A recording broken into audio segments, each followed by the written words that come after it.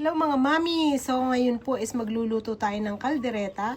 Pero bago po yan is imamarinate muna natin. So ito po yung ating beef. Ganito po yung aking ginawang hiwa. Medyo malalaki. And imarinate na po natin bago natin iluto. So lagyan po natin sila ng maraming garlic. Soya sauce.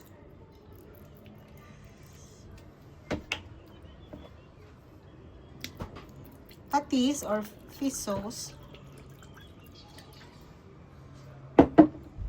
paminta,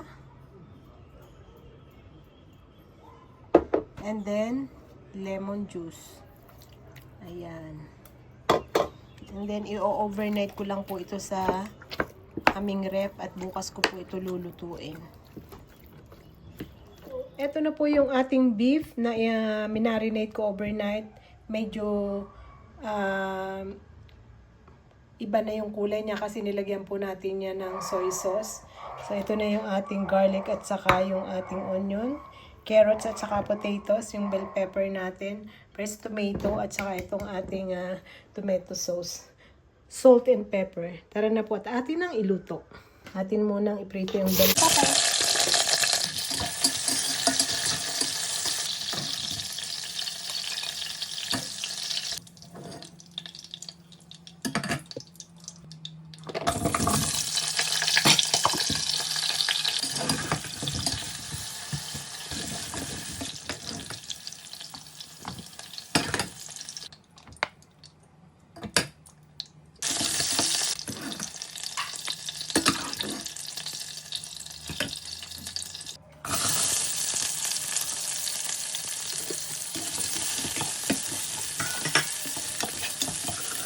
Liver po ito kasi ayaw ko po ng rino. Kaya na natin yung ating beef overnight. Marinate ko po ito. Lagyan natin yung tomato paste. Ating fresh tomato. And pepper. Salt. Ilagay ko na po itong cheddar cheese. Kasi matutunaw naman to eh. Ayan. Ipat ko po siya dito para mas mabilis siyang lutuin.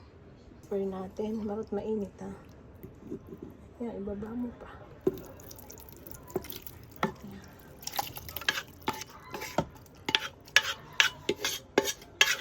Kasi po itong lutuan na ito, hindi yan sumisingaw. Kaya solid na solid yung ano niya. Mas mabilis lumambot. Natin ng ito na. Lulutuin ko lang po ito ng mapo. Ito na po yung ating nilutong beef caldereta. Ang kagandahan po dito sa lutuan kong ito is talagang hindi siya sumisingaw. Kaya ayan, solid na solid.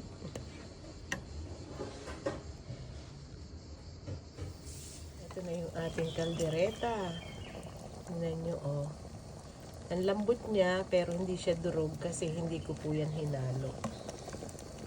Okay. Tapos yun yung mga cheese. Yung cheese niya. Nag-melt na siya kaya maraming parang oil doon sa taas.